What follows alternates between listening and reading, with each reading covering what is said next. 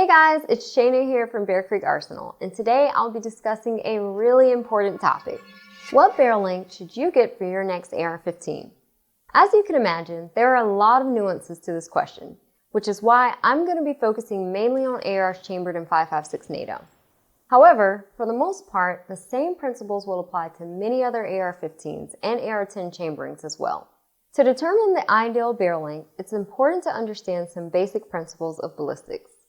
A longer barrel generally results in a higher bullet velocity. This is because the extra length allows more time for the gunpowder to burn, pushing the bullet out faster. Higher velocity also means a flatter trajectory, which helps with accuracy over longer distances. A simple rule to remember is that for every inch added to the barrel length, the bullet's velocity increases by about 25 feet per second. On the other hand, shortening the barrel by an inch reduces the velocity by the same amount. The next consideration is that typically, the heavier the bullet, the faster the twist rate required to stabilize it. That's just one of the many factors we account for here at Bear Creek Arsenal when designing our barrels for maximum accuracy. We started making barrels many years ago here in North Carolina and have continued to surprise people with their accuracy and low prices ever since. Today, we offer the best value barrels, uppers, and rifles on the market in over 25 calibers. Okay. Let's get back to the most important factor when deciding barrel length, which is, how will the gun be used? Here are some of my recommendations for common applications. For self-defense, shorter typically is better. Shorter barrels are not only lighter, but also more maneuverable, all of which can be crucial in a stressful situation.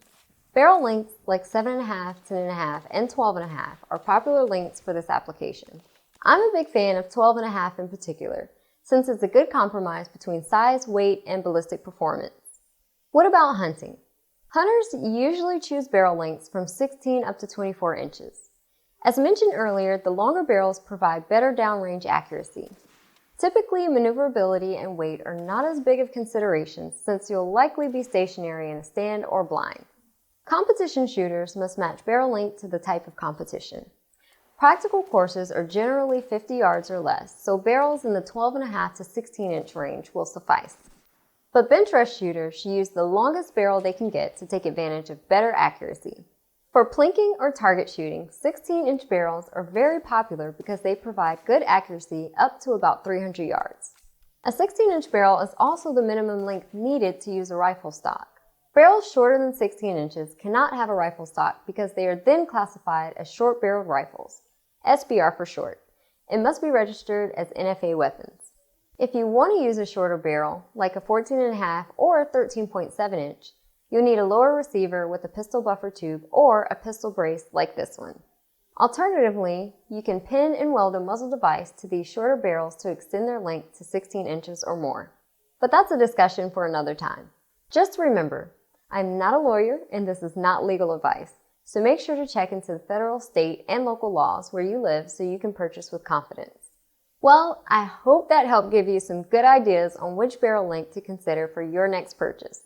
Obviously, the caliber you choose has a huge impact on the ballistics and performance of your firearm. To learn more about that, check out our complete guide to every AR-15 caliber here. I'll see you next time.